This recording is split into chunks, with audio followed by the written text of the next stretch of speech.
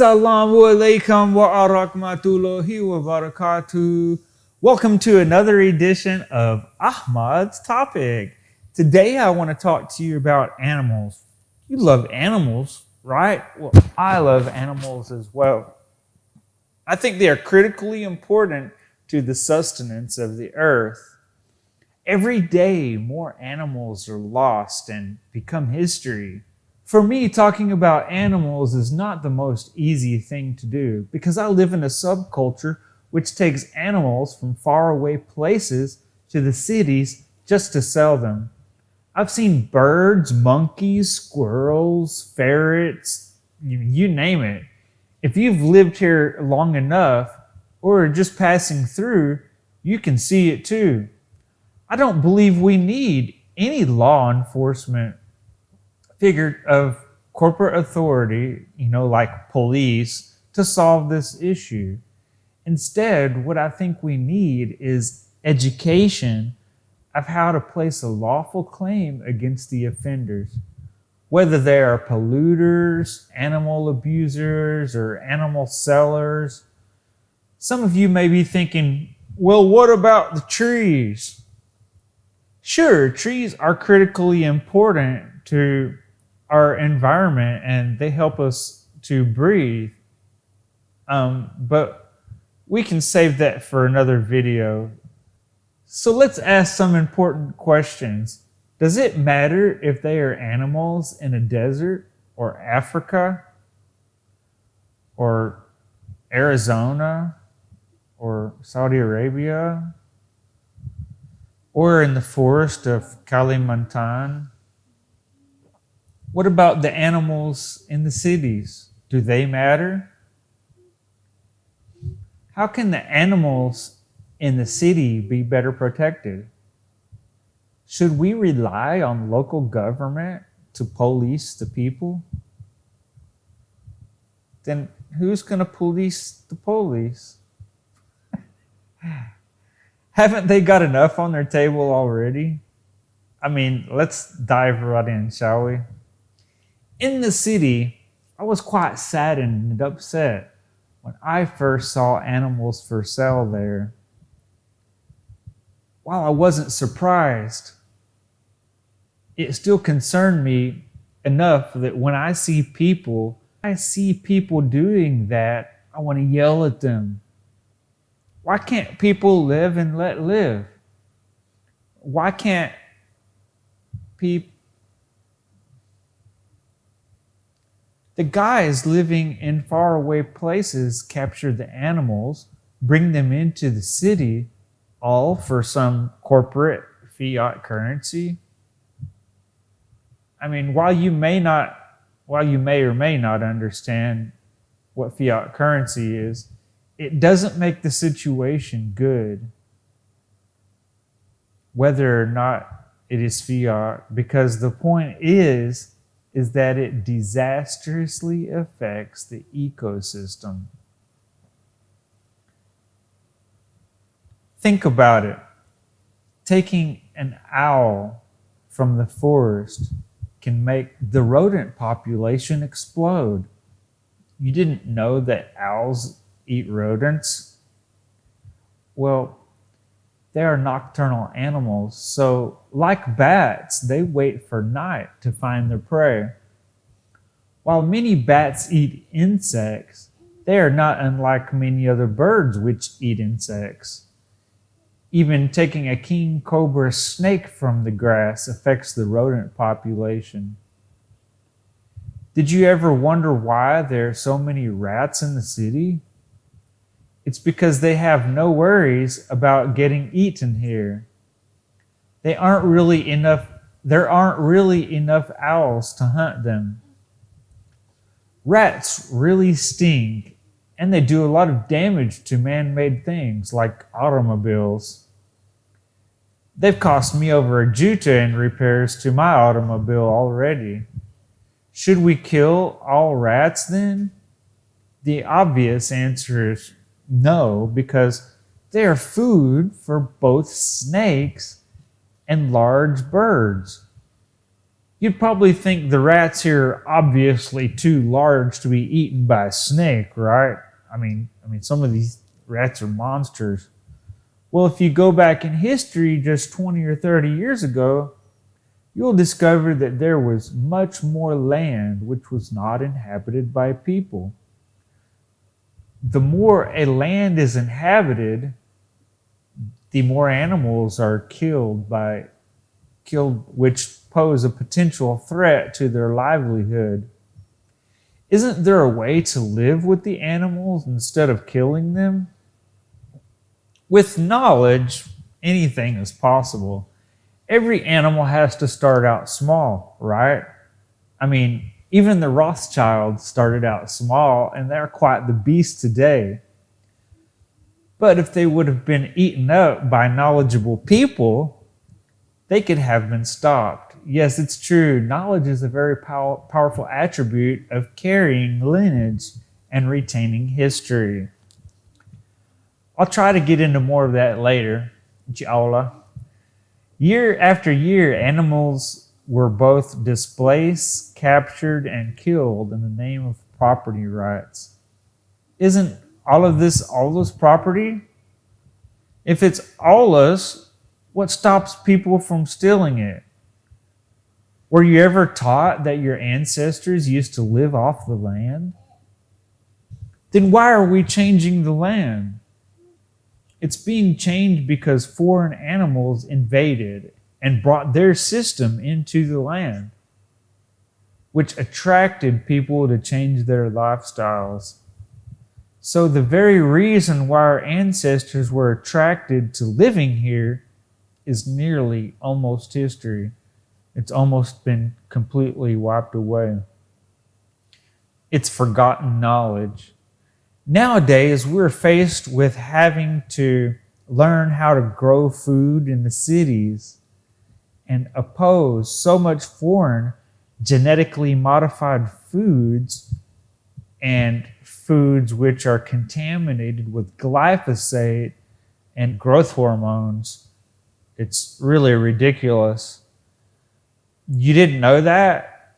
Yeah, I could probably do a whole episode on glyphosates and growth hormones in our foods, but perhaps later.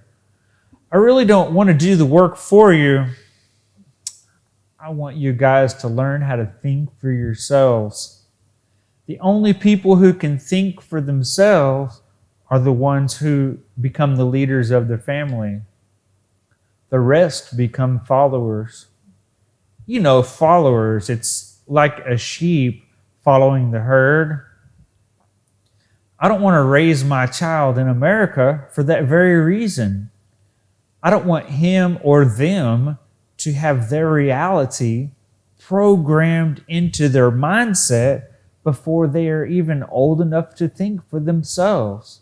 Did you know that's the only reason why there's this thing called school in the first place? School just means a gathering into a place where others do similar things. Who was it that said, "I never let school get in the way of my education"? Was it Poe? Why don't you find out? He had many great works reflecting many instances about animals. So let's take a moment to think about how to fix some of these issues in the cities. While a police solution such as law may be the fastest answer, it's not the best answer. The reason why is because those people will simply move to do their business elsewhere. It's kind of like when they passed the law that people couldn't use horses in the city. Well, outside of the city, they still use horses, so those people just move outside of the city to do their business. It's really that simple. Then how? We have to find out how to make what is called a lawful claim. I know that sounds like a big set of words for some of you guys, but did you know that nearly all of the elites have people that know how to do such things to make a lawful claim? They rarely do, however, because they have so much money and power, they can pay a lawyer to talk for them. But actually, they don't even need to pay a lawyer most of the time. Most of the time, they know how to deal with situations themselves. So they usually use the venue of the corporate establishment. What does it mean to make a claim? What does it mean to make a claim? In English, there are basically two ways to go about solving issues between people or persons. Have you ever had a conversation with someone and they said something which you thought wasn't true? So you responded and told about your point of view? That's called an argument, isn't it? There's a lot of difference between an argument and a debate. An argument will basically have a set of opinions instead of facts, or they may bring an irrelevant fact. Can an animal argue? No. They can scream and cry. So instead, we can gather some information about the person selling the animals and write our claim on paper and using blue ink and a postage stamp. The stamp is important as it signifies that you have paid your dues for the vessel. Vessel? What vessel? In this instance, the vessel is the paper after you record your claim on it. Remember from one of my previous videos, I talked a bit about vessels. If you haven't seen it, check it out on my YouTube channel at ahmad.firdaus.cook. So a vessel is a container of some kind. And when we're talking about making a paper into a vessel, we're really talking about origami before our origami was even a thing. So paper vessels date back thousands of years, but they have had a few different names along the way. One of those names being a scroll. So a scroll is a roll of scribed paper. And after someone got through writing a scroll, they would stamp it on the inside and then roll up and then seal it with the wax stamp. Well, a scroll is a roll or scribed paper or skin, right? So a scroll is a roll of scribed paper or skin. You hear the word scribe all the time, don't you? Think of the word subscribe. That literally means below the scribe. And so if you subscribe to my YouTube channel, you can be a follower of the author or scribe. The next important piece of information you'll need to make a claim is the value of the animal and the value of what it is costing the forest by stealing it from that area. That is an interesting task to accomplish. There is information and internationally recognized agreements that the value of a tree, for instance, of more than 15 meters high could be as high as around $10,000.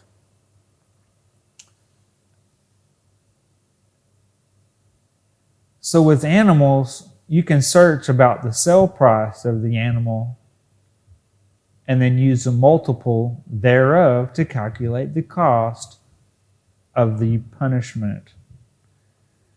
If the animal sells for 5,000 Indonesian rupiah, for instance, 7 times 5 is 35 or 3.5 juta. So there's a culture in Indonesia of being passive too.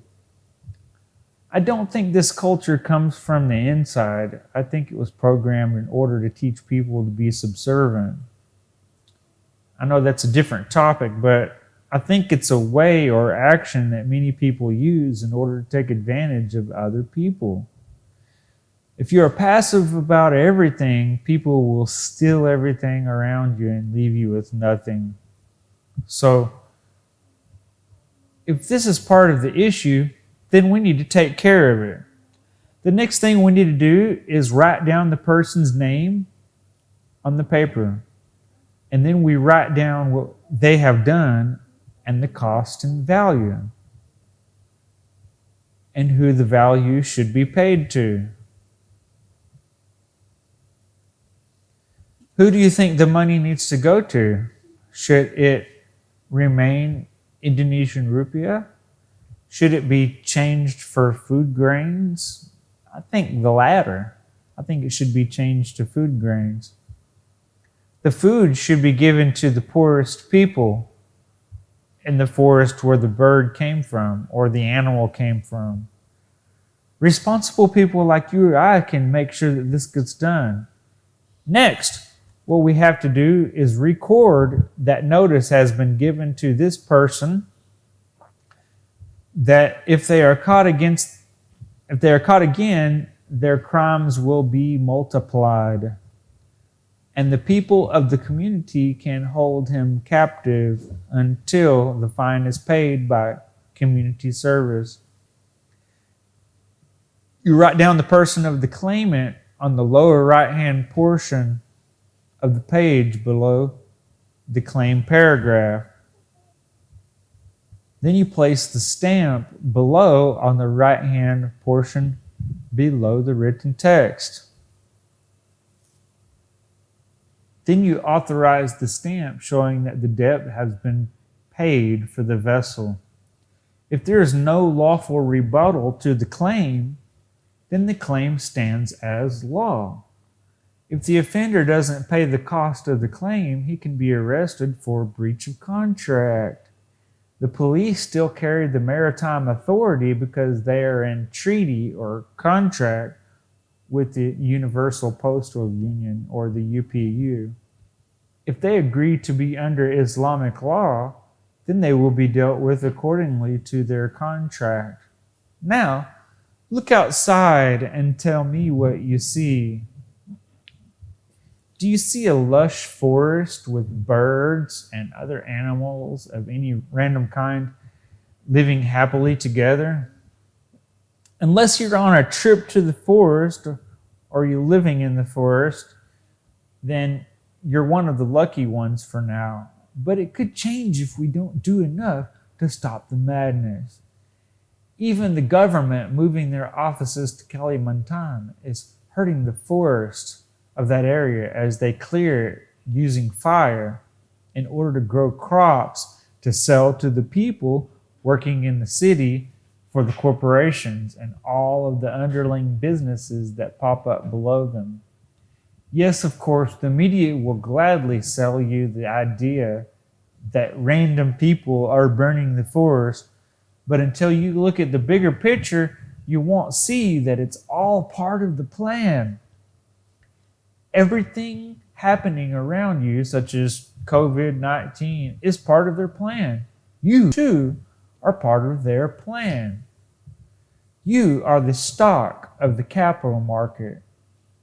If you don't remember anything in this episode, just remember this pattern: problem, reaction, solution. When problems in society seemingly come out and begin affecting everyone, the majority of the time, the governments already have a plan in place and in motion to sell you the solution. Remember, just because it's conspiracy doesn't mean it's not real. The issue is more pervasive and all-encompassing than it's ever been. What that means for all of you young people and old alike is that life will be more complicated than it's ever been on earth in this generation. Do you remember that simple life that your ancestors told you about? If you don't, then you'd better learn. Because if you don't learn how to make claims, then you will be the one of the ones claimed. It goes along with the saying, if you don't lead yourself, you will be following someone else, which is similar to, if you don't lead your own life, someone else will. That's all for this time.